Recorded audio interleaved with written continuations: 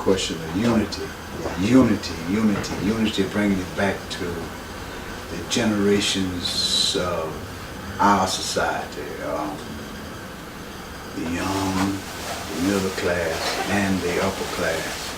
Right now, most of the upper class have the unity in bits and pieces. They like they believe in a group segment. Mm-hmm. But how can we bring it as a big picture overall?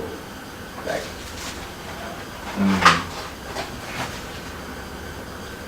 I mean, first we have to know ourselves. You know, are we unified within in ourselves? You know, what are we calling unity? Is it a lot of people just being together? Is it a lot of people working together?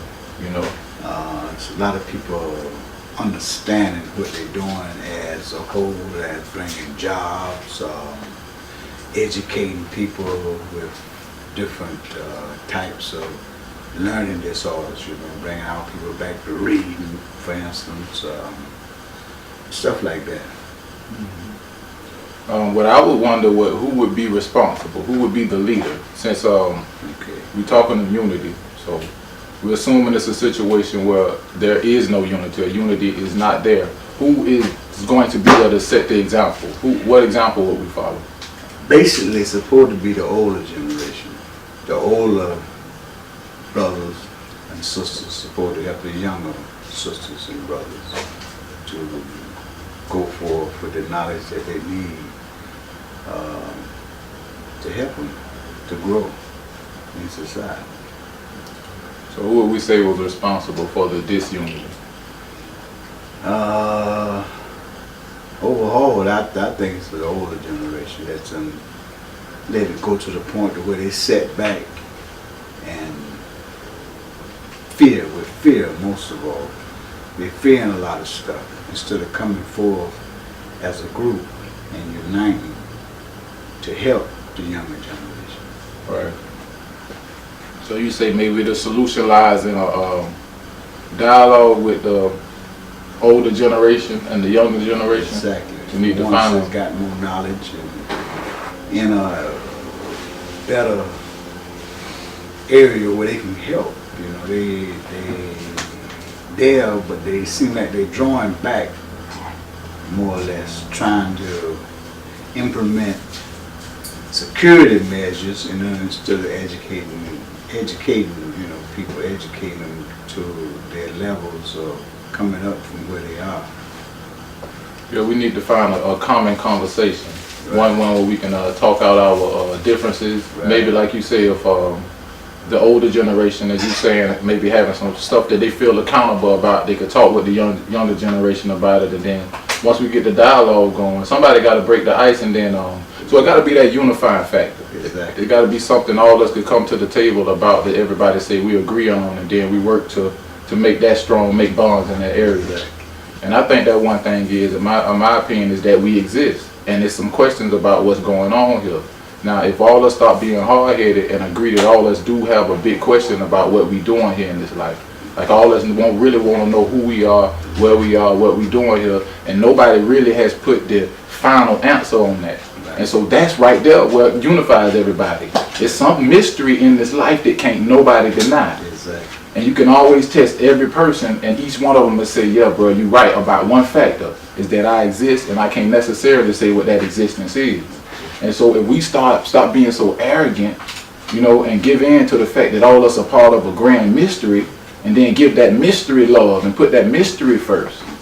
You know, see, the older generation, they so quick to say we the older generation, and this what make us the older generation. Right. The younger generation, we the younger generation, this what make us the younger generation. We blocked off in that, we blocked off in this over here. You know what I mean? When all of us a bunch of lies. Okay.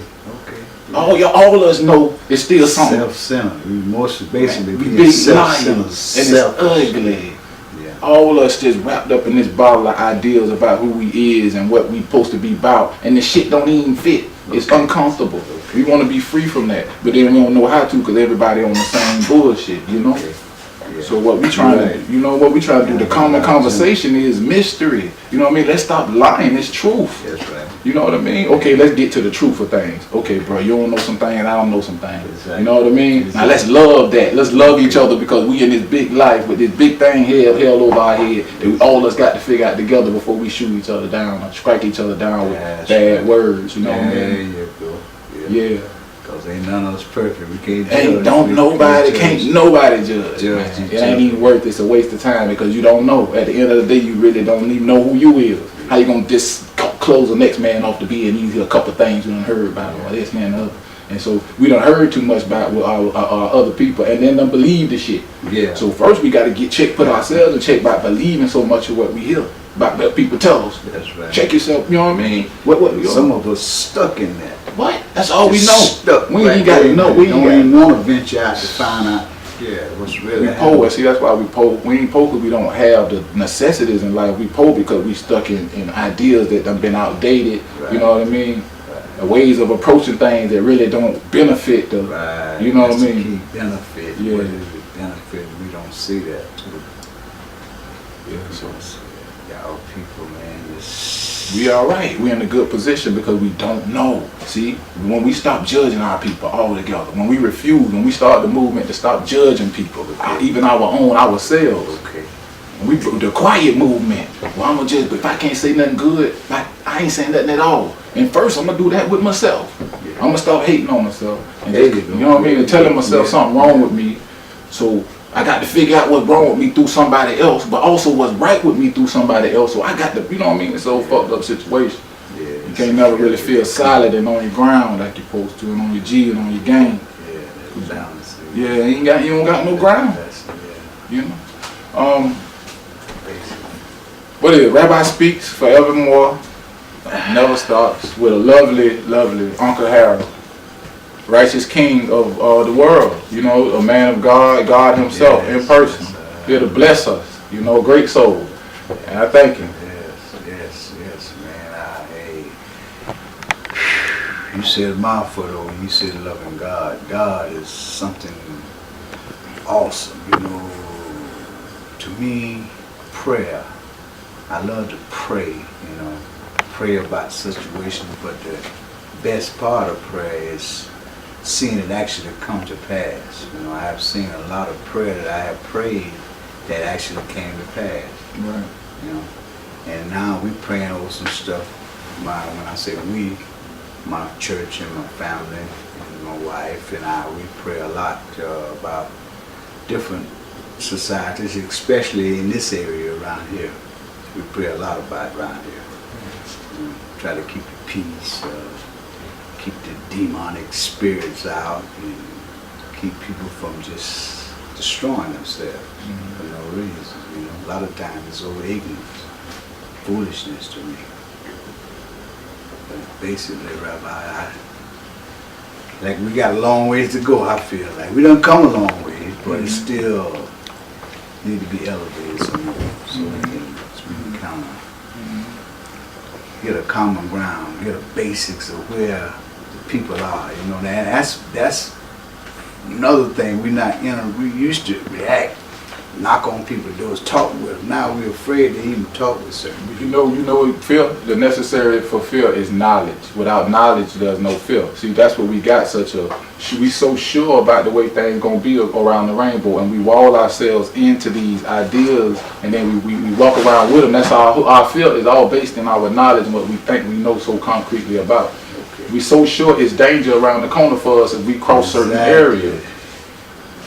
That's not necessarily so. That's true. Right. So these lies that we packed in too, you know what I mean? We got to break loose of that. Yeah, that trick of knowledge. Yeah, trick of knowledge. Yeah, the white folks got throwing a lot of stuff in there too, trying to trick us and fool us and having us divided.